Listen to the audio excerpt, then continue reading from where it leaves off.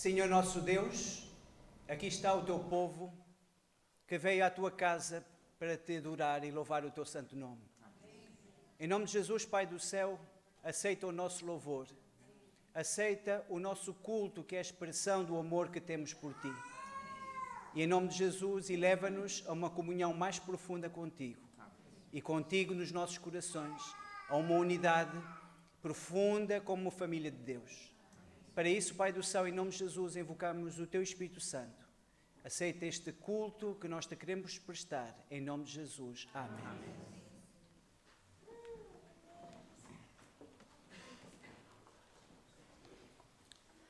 E agora vamos continuar o nosso louvor ao Senhor com o hino 12.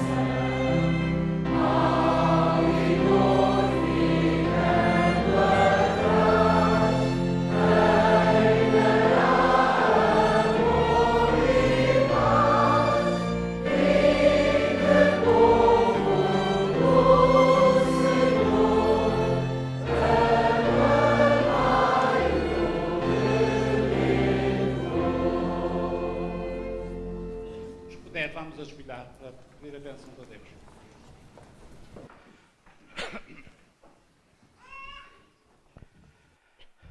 Santo bom Pai que estás nos céus, estamos muito felizes, Senhor, porque nesta hora, neste santo sábado, podemos estar aqui na tua casa, inclinados perante a tua face, Senhor, para te agradecer as muitas bênçãos que tens derramado sobre o teu povo durante esta semana.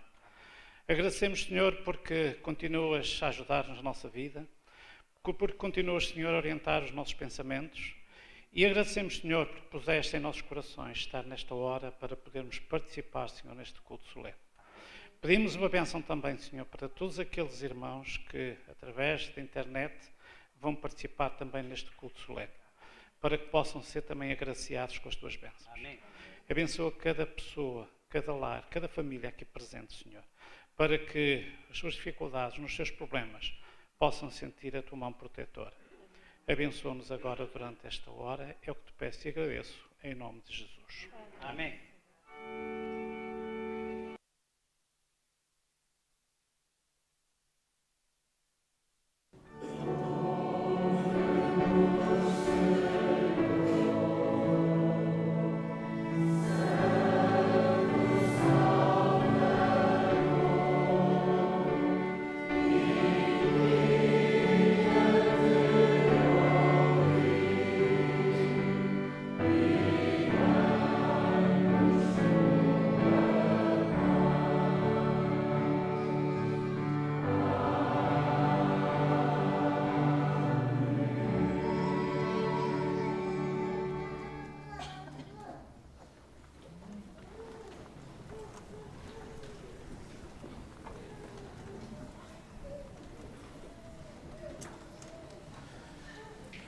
como é nosso hábito, de seguida nós vamos continuar a louvar o nosso Deus através da entrega dos nossos dízimos e das nossas ofertas.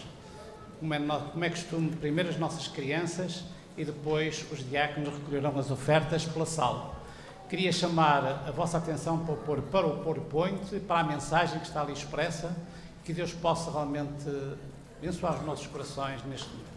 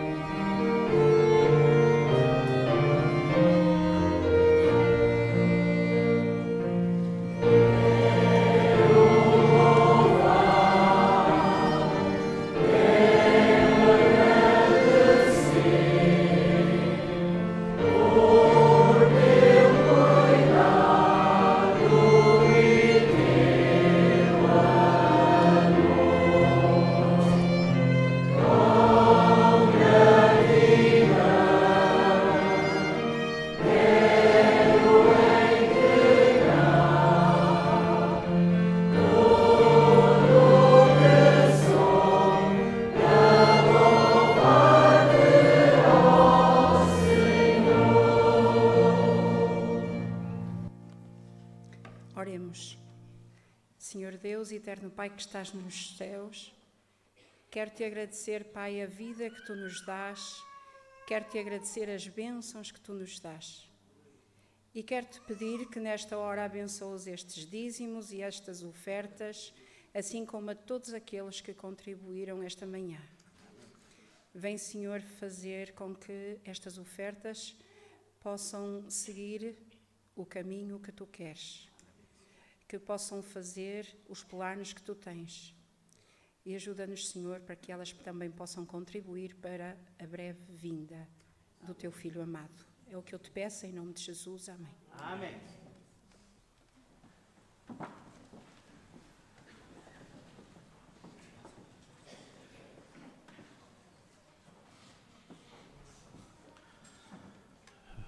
Prezados irmãos, vou ser muito breve, mas apenas para apresentar os dois pastores que estão aqui na frente. Temos o pastor António Mourinho, que é de todos nós conhecido, tivemos uma boa relação de amizade, de trabalho, há uns anos atrás, e hoje ele está connosco na qualidade de Presidente da União Portuguesa dos Adventistas, com o propósito de apresentar um novo casal pastoral, que espera-se que durante o próximo quinquênio vá pastorear esta igreja. Vamos já de imediato dar-lhe a palavra. Estimados amigos e amigas, irmãos e irmãs, um feliz dia de sábado para todos. Olhando para a igreja, eu sinto-me mais, ou pelo menos 4 anos mais novo, porque parece que foi ainda ontem que estive aqui. Eu disse 4 anos em vez de 5, porque mesmo depois de ter ido para a Guiana Francesa, ainda no final do meu primeiro ano na Guiana Francesa estive aqui com os irmãos e irmãs. Foi aqui que realizei o teste prático para o programa de estudos que segui, e por isso, estando na vossa presença, parece que foi ontem ainda que estive aqui. É com uma grande alegria que volto a encontrar-vos e também uma grande satisfação lembrar que somos uma família. Como família, muitas vezes separamos-nos por alguma razão, às vezes na família alguém vai para outro lugar, emigra para estudar ou para trabalhar, e depois voltamos a encontrar-nos. E a igreja é assim, é uma família universal, uma família mundial. Isso dá-nos a oportunidade, onde nos deslocamos, seja qual for o país, quando entramos numa igreja adventista, ali estamos em família. E aqui de novo, é com esse sentimento no meu coração que estou na vossa presença, sentindo-me em família. As nossas saudações uns aos outros como irmão e irmã, que não sejam apenas saudações verbais, mas que correspondam a esse sentimento de alegria, de estar em família e essa honra de pertencer à família de Deus. Nosso Deus de amor, Ele deu-nos uma missão a cada um de nós como seus discípulos. A igreja é um corpo e o corpo é formado por membros. Esses membros têm funções diferentes. Os membros do nosso corpo, todos eles têm funções diferentes. Assim se passa também na igreja. Todos nós somos membros da igreja. Eu também sou membro da igreja. Tenho uma função pastoral. Há irmãos aqui que têm a função de diáconos, diaconisas. Há aqui pessoas que têm a função de se ocuparem da limpeza da igreja. E muitas vezes nós nem pensamos nisso, mas é uma função importante que permite que a igreja esteja limpa, acolhedora. Outros têm a função de se ocuparem da decoração da igreja. Outros, na sua função, ocupam-se das crianças, da escola sabatina. E cada um de nós recebeu como função de discípulo de Jesus Cristo estarmos ligados a Cristo para exercermos o ministério que Ele nos deu. E o ministério universal da igreja é o discipulado. Discípulos de Jesus Cristo que fazem outros discípulos para Cristo. E estando nós ligados à cabeça, que é o bom pastor Jesus Cristo. E dentro dessas funções, alguns são chamados a serem subpastores, a desempenharem uma função pastoral para conduzir o rebanho ao bom pastor, para que o rebanho, que é a igreja, que é o corpo, esteja ligado a Jesus, que é a cabeça, e siga unido Jesus, o bom pastor. E é com alegria no meu coração que esta manhã vos apresento o novo pastor responsável desta igreja, o pastor Paulo Manuel Nobre Cordeiro, e a sua família pastoral. Eu chamo também a pastora Milu, que é uma filha desta igreja, a Maria da Luz Ferreira Cordeiro, e que venha com os 2 meninos do casal, o Timóteo e o Levi.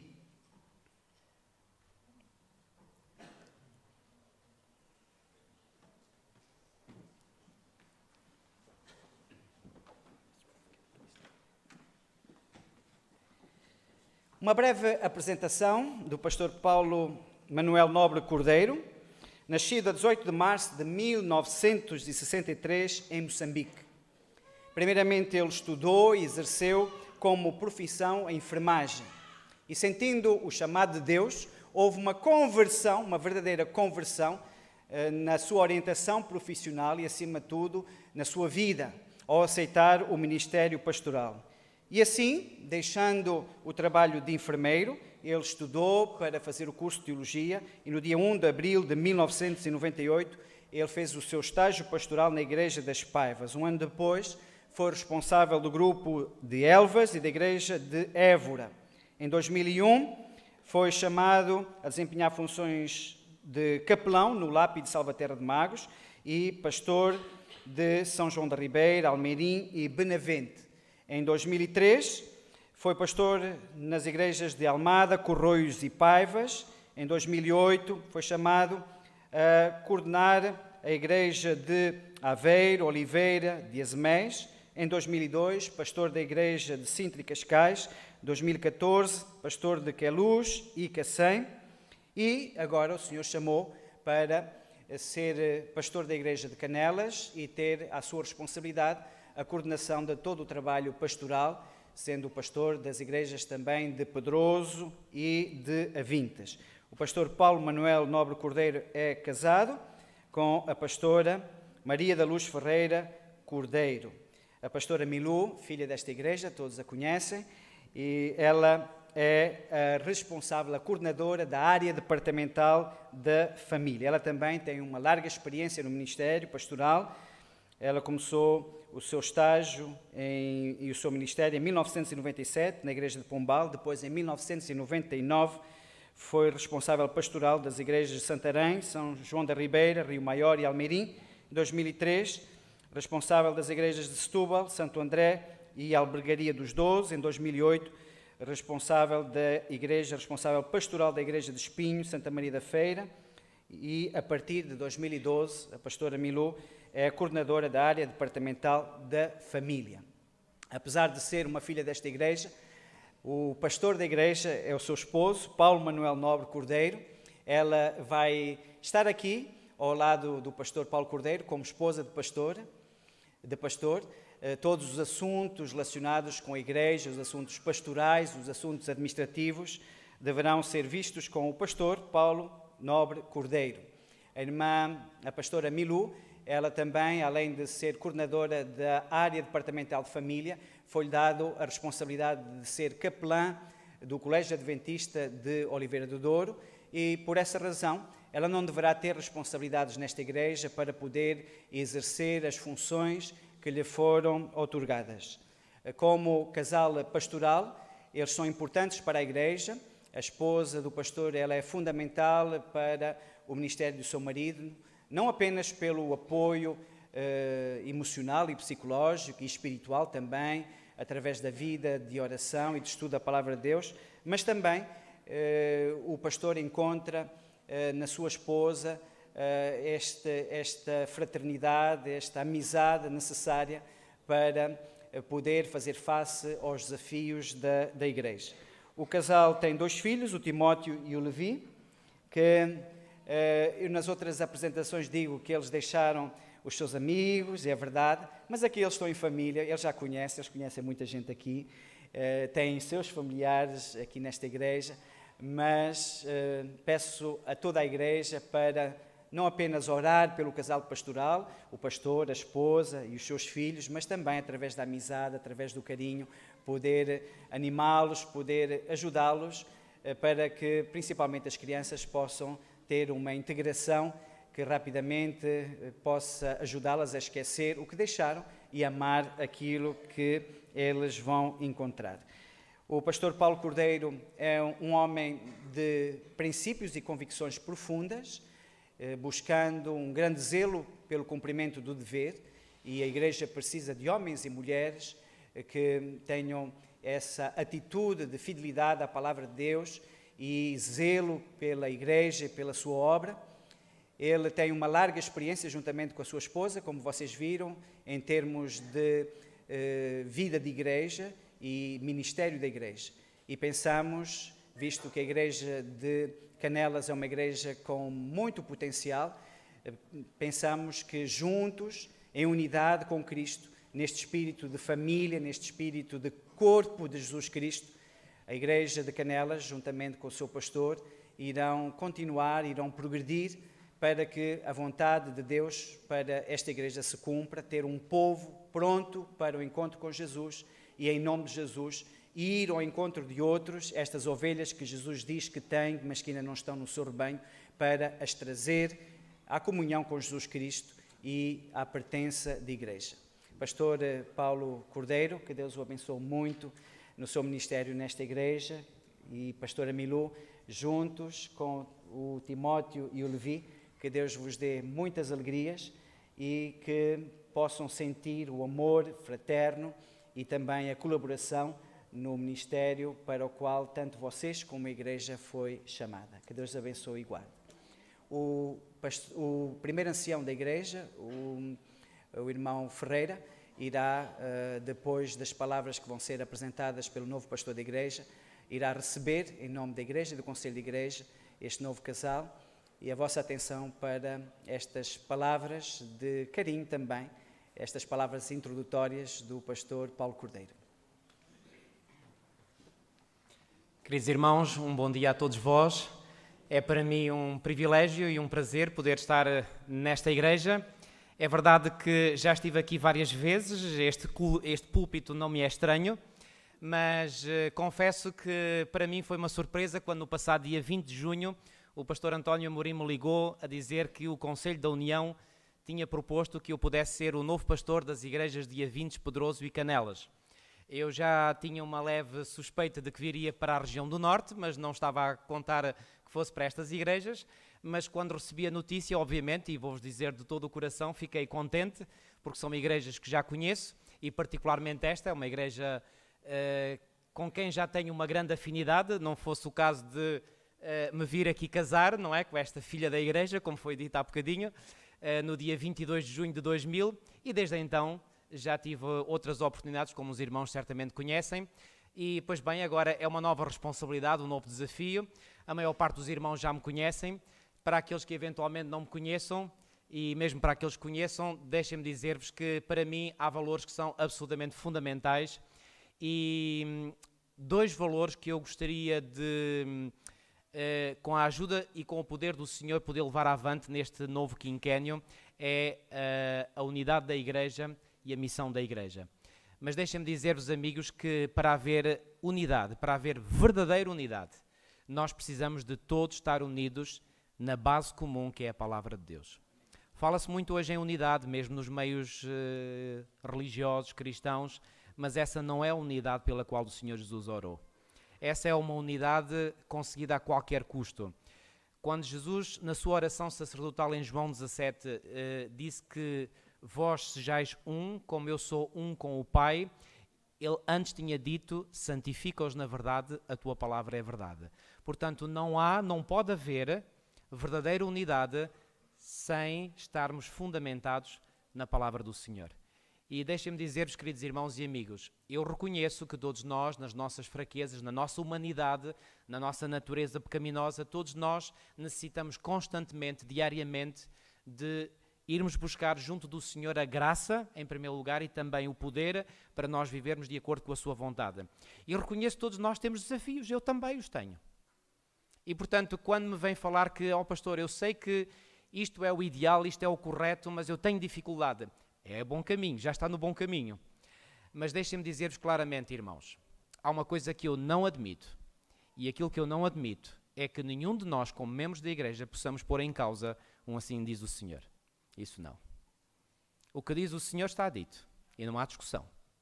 Aquilo que está escrito, está escrito. Sabem como é que o Senhor Jesus venceu o inimigo? Está escrito. É dessa forma que eu e vós podemos vencer o inimigo. Está escrito. Esta é a autoridade absoluta. E vou-vos dizer claramente, irmãos, a minha autoridade só existe na medida em que eu me submeto inteiramente à palavra de Deus. A nossa igreja, que eu considero ser a igreja remanescente do Senhor, não tem autoridade maior do que a palavra de Deus. Esta é a autoridade absoluta. E eu faço um apelo a todos vós para que nós nos unamos em torno da autoridade suprema das Sagradas Escrituras. Também temos o grande privilégio de ter o Espírito de Profecia, que é a luz menor, como a própria Ellen White disse, que conduz à luz maior.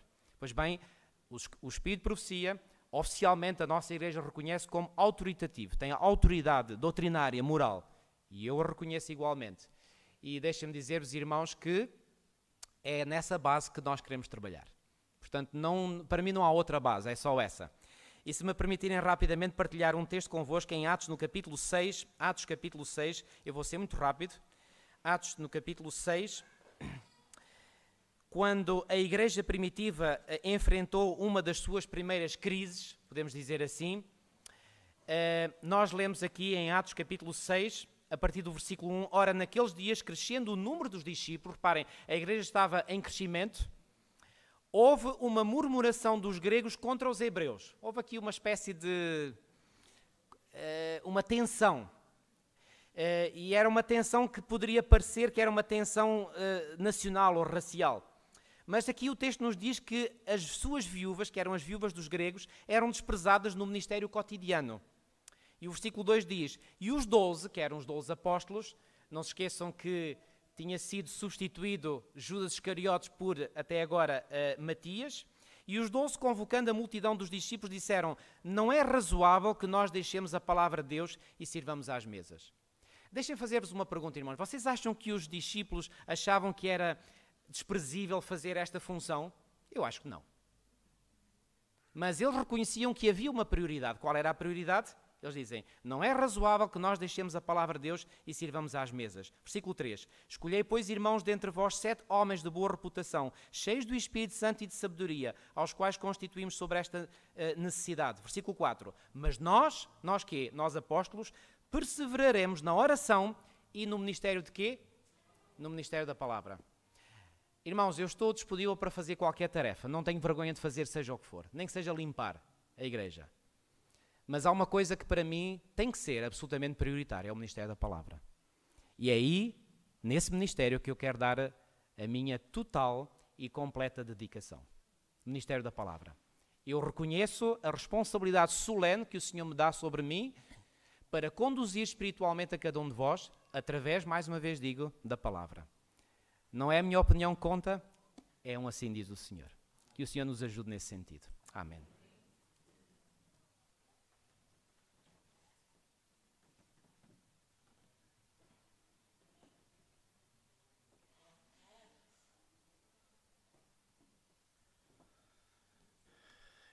Queria, como primeiro ancião, como representante desta igreja, manifestar palavras de carinho, de apreço e de boas-vindas ao pastor e à família Cordeiro. É para nós um privilégio muito grande poder-los ter durante estes próximos 5 anos, assim Deus permita. Eu pergunto à igreja se realmente gostaria, neste momento, de manifestar o seu apoio e uma saudação de boas-vindas a esta família. Muito obrigado, foi expressivo, que Deus os possa abençoar. Creio que realmente, com base nos princípios que o pastor Cordeiro apresentou, iremos fazer um trabalho maravilhoso, com o poder do Espírito Santo também. Para esta oração de consagração, eu chamo os anciãos em serviço na Igreja de Canelas, este ano, que possam juntar-se a nós para, de joelhos, nos apresentarmos perante Deus e apresentarmos o casal pastoral e convidamos a igreja, aqueles que puderem, a juntarem-se a nós em oração, colocando-se também de joelhos.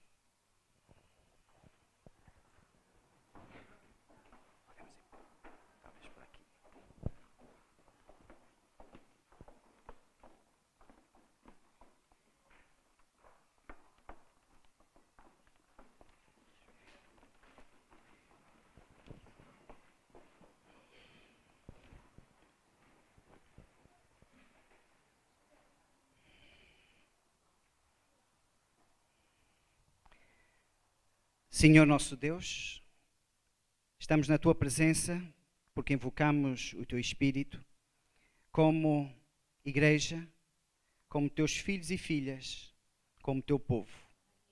Nosso coração está cheio da tua paz e sentimos que estamos debaixo da tua graça. Pai do céu, é nesta comunhão, em nome de Jesus, que nós vimos até a ti para te apresentar este casal pastoral que tu escolheste para coordenarem em teu nome esta igreja, no cumprimento da sua missão e para isso, na comunhão necessária com Jesus Cristo. Pai do céu, em nome de Jesus, toma nas tuas mãos o pastor Paulo Cordeiro.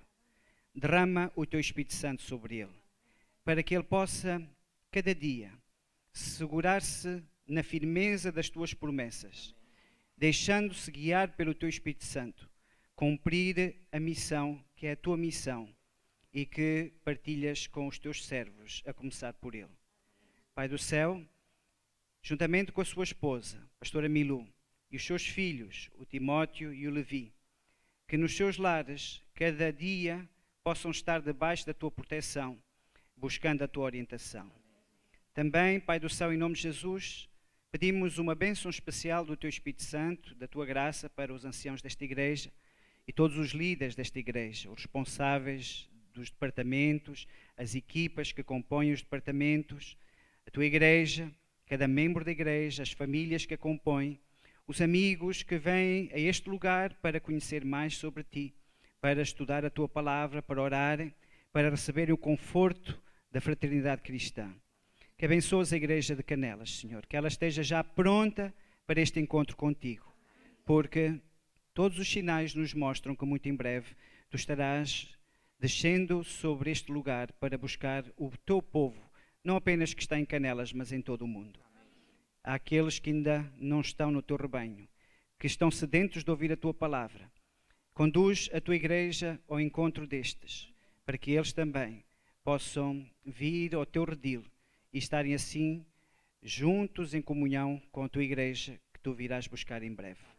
Em nome de Jesus, toma nas tuas mãos esta igreja, é o que nós te pedimos. Amém.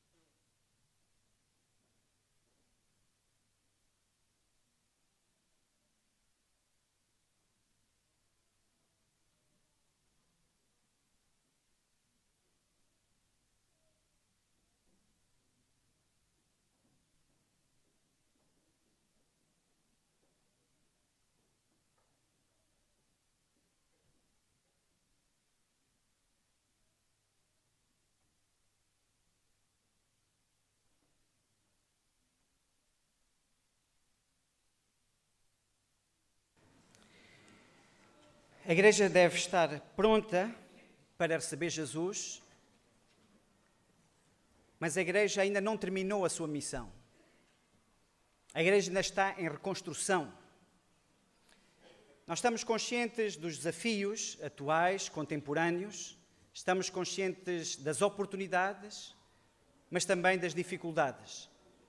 E os irmãos e irmãs, não só os mais antigos nesta igreja, os responsáveis da igreja, mas os irmãos e irmãs, os amigos, vocês que compõem o corpo da Igreja de Canelas, conhecem bem tanto as forças como as fraquezas. O que não podemos esquecer em momento nenhum é que esta igreja pertence a Jesus Cristo. É Ele que é a cabeça. É Ele que é o Senhor desta igreja. É Ele que é a garantia da vitória desta igreja.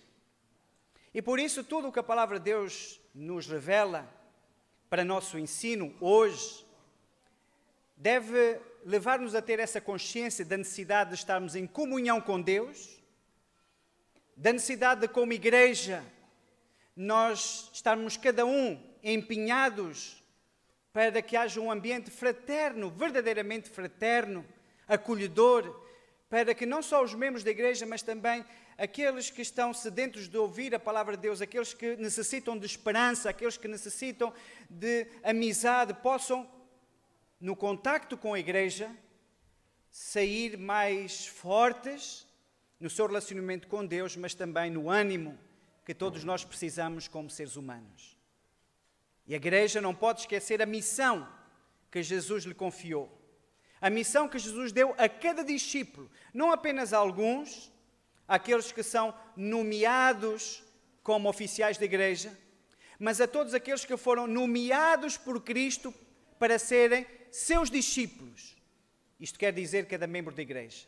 Ir ao encontro de outros para ensiná-los em nome de Jesus a se tornarem discípulos de Jesus Cristo. Pelo batismo, pelo ensino, pela vivência dos valores cristãos. Esta manhã quero refletir convosco um exemplo retirado da época da reconstrução do Templo de Jerusalém, da cidade de Jerusalém, depois do cativeiro da Babilónia. Convido-vos a abrir a vossa Bíblia no livro de Neemias, no capítulo 3. No contexto deste livro, depois de 70 anos de cativeiro na Babilónia, durante 60 anos muita coisa se perde em relação à identidade, em relação às crenças, mas também durante 70 anos de cativeiro o povo pôde sentir a necessidade de viver em comunhão com Deus e com os seus princípios. E chegou um momento em que Deus entendeu que era necessário reconstruir Jerusalém, que tinha ficado destruída depois dos exércitos do rei Nabucodonosor e do Império Babilónico terem retirado a independência, a soberania e tudo o que está associado ao sistema de culto. Em Jerusalém as muralhas ficaram destruídas, as portas queimadas e apenas alguns habitantes permaneceram ali, visto que as forças vivas desta igreja foram levadas no cativeiro. E o rei persa, que por sua vez obteve a vitória sobre o Império Babilónico, o rei Artaxerxes, concedeu uma autorização, através de um edital, para a reconstrução, para permitir a reconstrução das muralhas, das portas e da cidade de Jerusalém. Para isso, 2 homens foram chamados por Deus para estarem unidos nesse propósito. Um era um sacerdote, Esdras, e ele teve como objetivo principal a reorganização do sistema sacerdotal, e o outro não era sacerdote, ele tinha uma profissão secular, Neemias, que era o copeiro do rei. Nós poderíamos dizer um leigo. Eu não gosto desta palavra, porque muitas vezes para dizer leigo quer dizer que não é sacerdote, mas na Igreja de Deus eu considero que não há leigos, porque todos devem ser especialistas em Cristo, especialistas porque eles estão ligados a Cristo, eles recebem da sua comunhão com Jesus Cristo a orientação, o conhecimento e a capacitação para que eles possam estar plenamente envolvidos no ministério que Jesus deu. A obra era extensa, difícil. Não foram todas as famílias que estavam em Babilónia que decidiram voltar para a reconstrução das muralhas. Algumas famílias instalaram-se bem em Babilónia, estavam satisfeitas, tinham ali os seus negócios, até mesmo as famílias tinham-se misturado com indivíduos babilónicos. E aqueles que aceitaram voltar, eles encontraram um desafio imenso. Falta de condições e também oposição. Se leem o livro de Neemias, vão ver que durante o dia, as famílias que aceitaram esse desafio de Deus para a reconstrução, elas estavam envolvidas a construir, e durante a noite vinham inimigos, alguns deles moradores de Jerusalém, e destruíam aquilo que tinha sido construído. Eles pensavam que tinham boas razões, porque seria melhor, em relação aos outros poderes políticos do exterior, que seria melhor que a cidade continuasse fragilizada para não estarem sujeitos a ataques. E assim, esta obra dada por Deus, que se realizou em 50 dias, por milagre, porque Deus estava ao comando das operações, mas foi uma obra difícil. No capítulo 3... nós vemos a partir do versículo 1 que todas as famílias que compunham o povo de Deus em Jerusalém, elas estavam unidas umas às outras nesta tarefa da reconstrução. Capítulo 3, versículo 1. Então se dispôs Eliasibe, o sumo sacerdote, com os sacerdotes, seus irmãos, a reedificarem a porta das ovelhas. Consagraram-na, assentaram-lhe as portas e continuaram a reconstrução até à Torre dos 100 e à Torre de Ananiel. O sumo sacerdote, o responsável máximo a nível sacerdotal. Ele mesmo, com outros sacerdotes, estavam ali dando o exemplo. E estavam ali empenhados naquela obra de reconstrução. Eles não se contentaram em estar dentro de instalações de igreja, de templo, ou dentro de instalações que na época poderiam ser comparáveis a escritórios. Eles estavam ali empenhados na construção da porta principal. E quando essa porta principal foi terminada, eles continuaram numa porção da muralha. E vão ver no capítulo 3 que as expressões que aparecem mais vezes são as expressões junto a, ao lado de e depois dele. São expressões que indicam uma unidade, uns ao lado de outros, todos unidos no mesmo propósito. E aqui vamos encontrar nomes de famílias. Todas as famílias estão aqui representadas. Versículo 2. Junto a ele edificaram os homens de Jericó. Ao seu lado edificou Zacur. Versículo 4. Ao seu lado reparou Meremote. Junto deste reparou Mesulão. No versículo 5. Ao lado destes repararam os tecoitas. Versículo 6. Joiada, filho de Passeia, e Mesulão, filho de Bezodias, repararam a porta velha.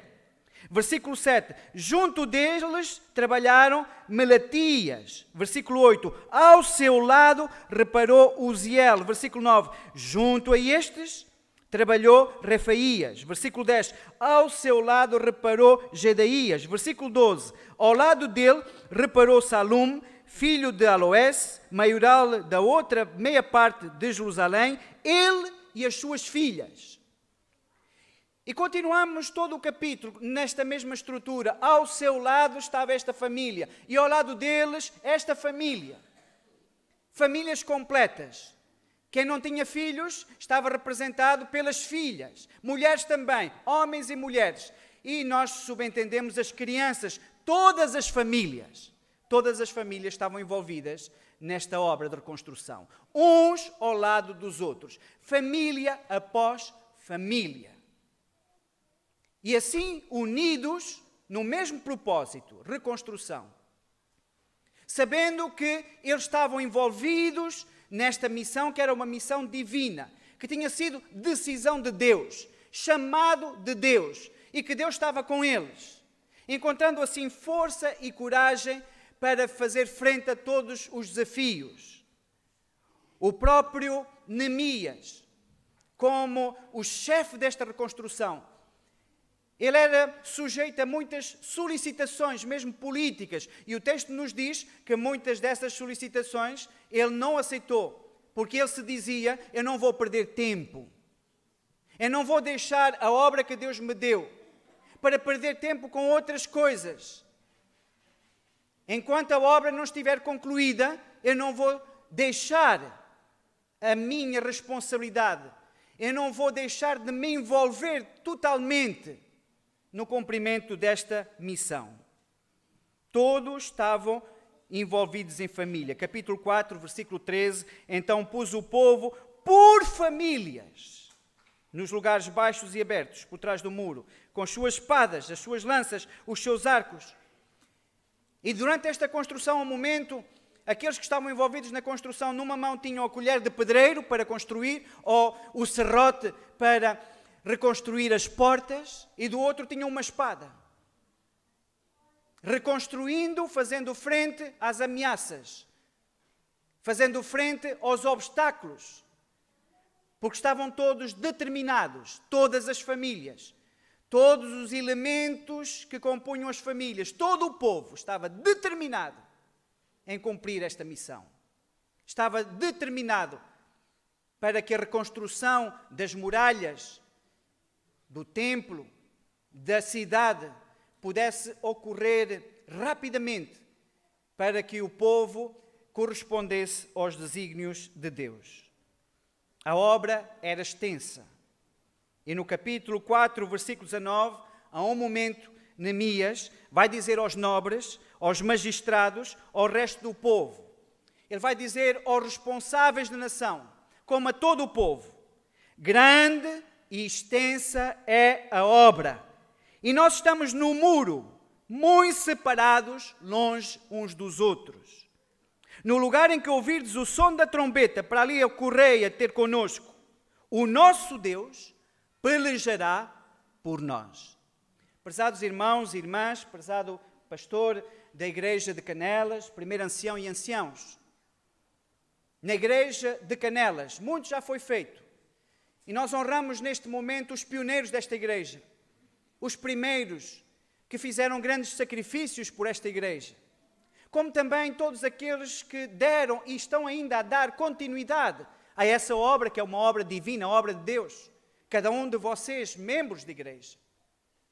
E eu agradeço a Deus por cada um de vós. Agradeço a Deus por não apenas o edifício, mas mais importante do que o edifício, a igreja que se reúne dentro destas portas, à volta uns dos outros, à volta de Jesus Cristo, dentro destas paredes, a igreja, que são vocês, cada membro da igreja. Mas, prezados irmãos e irmãs, esse trabalho de reconstrução espiritual ainda não está terminado. A obra é extensa. E apesar de estarmos todos envolvidos na reconstrução da igreja espiritual, do povo espiritual, nós estamos separados uns dos outros, porque um vive num lugar, outro vive num mais distante, e cada um tem os seus afazeres, cada um tem os seus planos, os seus projetos pessoais, familiares. Mas temos uma obra a realizar. A obra ainda não está terminada. Damos graças a Deus porque à volta desta igreja existe uma muralha, mas essa muralha tem frechas. Porque enquanto nós perdermos jovens, enquanto nós perdermos membros da igreja, enquanto houver apostasia na igreja, é sinal que há frechas na muralha. A irmã White diz que a lei de Deus, ela tem a função, os princípios da lei de Deus, têm como função consolidar as muralhas que estão à volta da igreja. E é necessário, prezados irmãos e irmãs, que com Jesus Cristo, cada um de vós, cada membro da igreja, possa ter a consciência da sua responsabilidade no que diz respeito à afirmação dos princípios bíblicos, os princípios da revelação de Deus, para que as muralhas à volta desta igreja sejam muralhas fortes. Para isso também é fundamental que cada membro da igreja sinta a sua importância e a sua responsabilidade para fazer da igreja um lugar de acolhimento, para fazer da igreja um lugar que seja um lugar onde se vive este mandamento de Jesus, quando ele disse: amai-vos uns aos outros como eu vos amei. É necessário para isso que cada membro da igreja, unido a Jesus Cristo, possa, por um lado, influenciar pela sua atitude, pela sua ação, influenciar a fidelidade a Deus, para que os membros da igreja possam estar dentro do desígnio de Deus. Mas também, prezados irmãos e irmãs, esta obra de construção não constitui apenas na reconstrução das muralhas, mas também na reconstrução de portas. Ao longo do capítulo 3, vocês vão ver que várias portas são ali mencionadas. No capítulo 3, versículo 1, a porta das ovelhas. Mas depois, no versículo 6, a porta velha. E mais à frente, no versículo 13, a porta do vale. No versículo 14, a porta do monturo. No versículo 15, a porta da fonte. No versículo 26, a porta dos cavalos. Se as muralhas servem para proteger, as portas são lugares de passagem. Elas permitem sair e entrar em segurança. Na Igreja de Deus em Canelas, além da necessidade de reconstruir estas muralhas que protegem a Igreja, na sua comunhão com Deus, na vivência dos princípios de Deus, para que se colmatem as frechas para onde perdemos membros de Igreja, é necessário nós também sairmos para irmos ao encontro de outros e cumprir a missão de Jesus Cristo. Foi o que Jesus Cristo disse: ide. E, portanto, para ir é necessário sair. É necessário não apenas nos concentrarmos em nós mesmos, nas nossas necessidades como membros de igreja, na nossa segurança como membros de igreja, mas é necessário portas para nós podermos ir, para nós sairmos da nossa segurança, do nosso conforto, todos nós, cada membro da igreja, e poder ir ao encontro de outros, segundo o método de Jesus Cristo. Como diz a irmã White, eu não me vou, devido à falta de tempo, a tardar esta manhã sobre esse tema. Esse tema é um tema de uma outra pregação, o método de Cristo para salvar os perdidos, o método que não falha, o único método, o método de Cristo. Mas é preciso irmos ao encontro dos outros, em nome de Jesus Cristo. E para isso utilizamos as portas, para nós podermos sair em segurança. E Jesus é a porta, Ele é a nossa segurança, é a nossa força, é o sucesso de vitória. É o sucesso do cumprimento da missão. Ele que tem toda a autoridade no céu e na terra, em todo o universo. Foi Ele que nos disse: ide. E Ele dá-nos a segurança: e eu estou convosco. Não estáis sozinhos. Utilizai a porta, as portas da igreja, para ir ao encontro de outros. E depois de os encontrar, no espírito de oração, irmos ao encontro daqueles que estão sedentos da palavra de Deus, aqueles que são, como disse Jesus, as ovelhas dele, mas que ainda não estão no seu rebanho.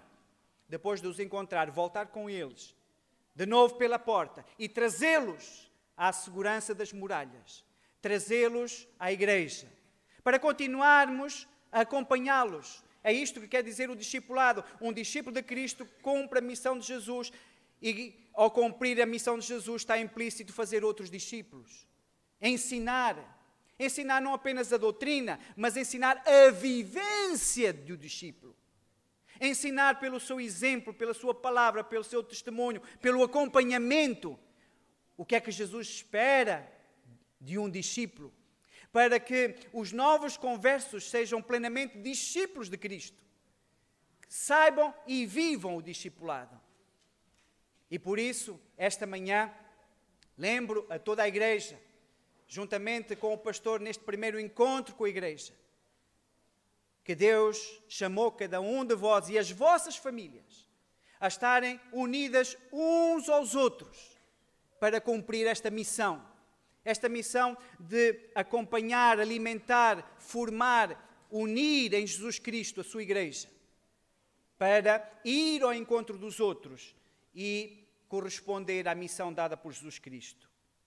No versículo 19 e 20 do capítulo 4, lemos, tinha começado a ler: disse aos nobres, aos magistrados, ao resto do povo: grande e extensa é a obra, e nós estamos no muro, muito separados, longe uns dos outros.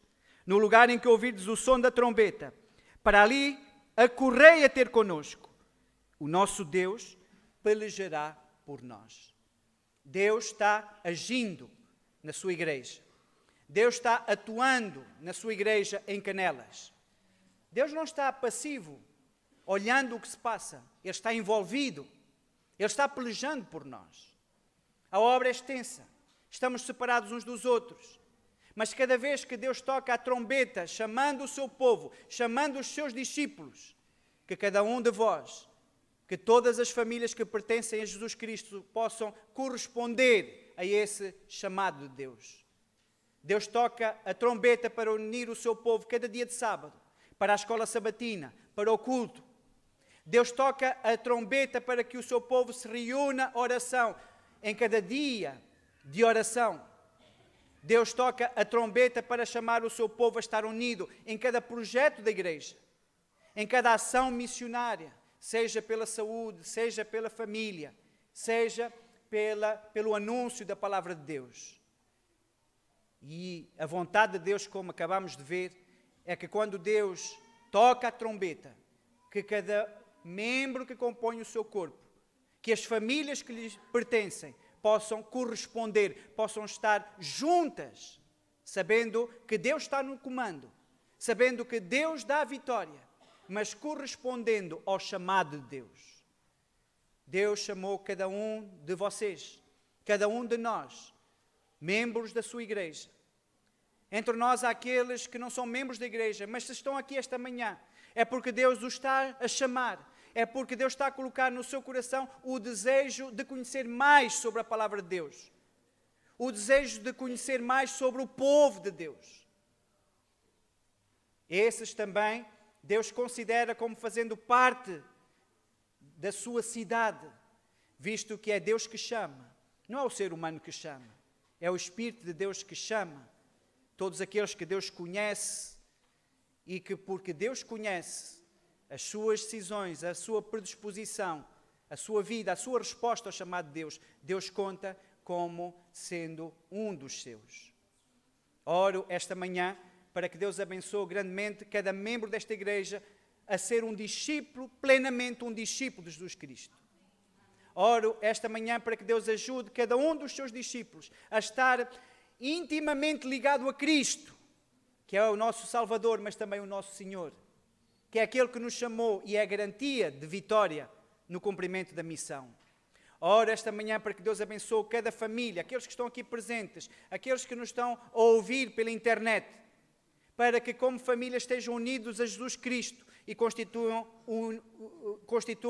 grupos fortes, que nós sabemos terrivelmente atacados pelo inimigo neste momento da história, do período da história da humanidade. Que Deus abençoe cada família a estar firme e forte em Jesus Cristo. Que Deus abençoe a grande família que é a Igreja de Canelas, para que ela esteja unida em Jesus Cristo e unida a Jesus Cristo, que ela esteja também unida no cumprimento da missão que Ele deu. Que o Senhor vos abençoe grandemente e que logo, logo Jesus venha segundo a sua promessa. E quando Ele voltar muito em breve, que possamos todos estar lá, porque já estamos prontos para o receber. Mas também que tenhamos cumprido com a missão que Ele nos deu. Que Ele nos abençoe, nos dê força, capacitados pelo Seu Espírito Santo, para podermos corresponder ao Seu desígnio. Que Deus os abençoe. Amém.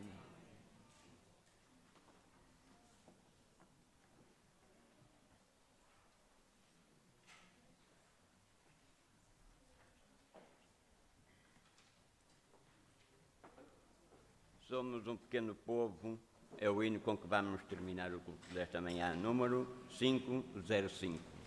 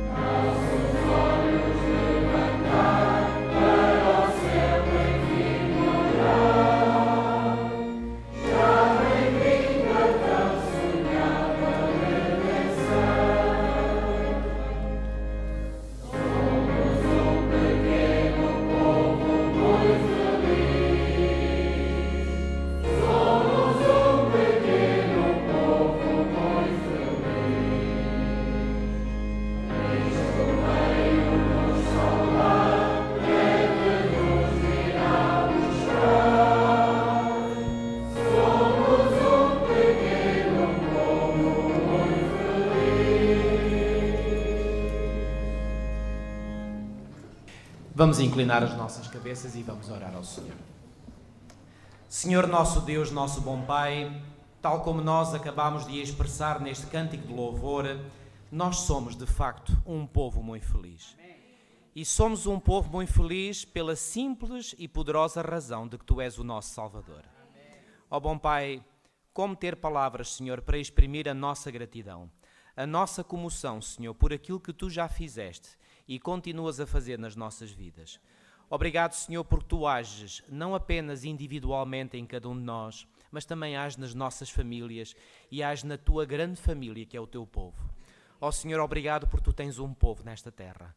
Obrigado, Senhor, porque Tu tens uma igreja que guarda os mandamentos de Deus e mantém o testemunho de Jesus.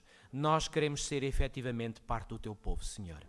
Ó bom Pai, mas nós reconhecemos que temos falhado, porque nós somos pecadores e imploramos uma vez mais, Senhor, a Tua graça e a Tua misericórdia sobre cada um de nós. E, Senhor, não queremos apenas que a Tua graça nos perdoe, queremos igualmente que a Tua graça nos habilite a sermos melhores.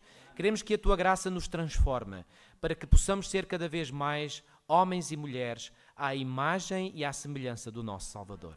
Ó bom Pai, ajuda-nos, porque grande é a obra que está diante de nós. Não apenas a obra individual, mas a obra coletiva. Senhor, não nos deixes desanimar. O inimigo quer que nós desanimemos. O desânimo é a grande arma que ele usa contra o Teu povo. Mas, Senhor, em Ti nós podemos e queremos ter ânimo, força, coragem, porque nós queremos ultrapassar as dificuldades, porque não há dificuldade que seja impeditiva, Senhor, quando Tu estás ao leme da embarcação. Ó bom Pai, ajuda-nos, pois. Dá-nos forças, dá-nos fé, dá-nos coragem para nós avançarmos. E permite, Senhor, que em breve, muito em breve, nós possamos pertencer àquele glorioso povo que dirá: eis aqui o nosso Deus a quem aguardamos. Ó Senhor, essa é a nossa bendita esperança. Essa é a suprema esperança que muitos ao longo de muitas gerações mantiveram, mas que nós agora, nesta época da história humana, temos o privilégio de percebermos que estamos mesmo às portas desse glorioso acontecimento. Ó bom Pai, ajuda-nos a estar prontos para esse glorioso acontecimento. Que nenhum de nós que aqui está presente esta manhã se possa perder, mas que pela Tua graça, Senhor, nós nos agarremos a Ti e que juntos, Senhor, unindo-nos uns aos outros, como acabámos de ler na Tua palavra, lado a lado, nós possamos, Senhor, levar de vencida esta luta contra as forças do mal, contra a ignorância, contra o pecado e um dia estarmos contigo na pátria eterna.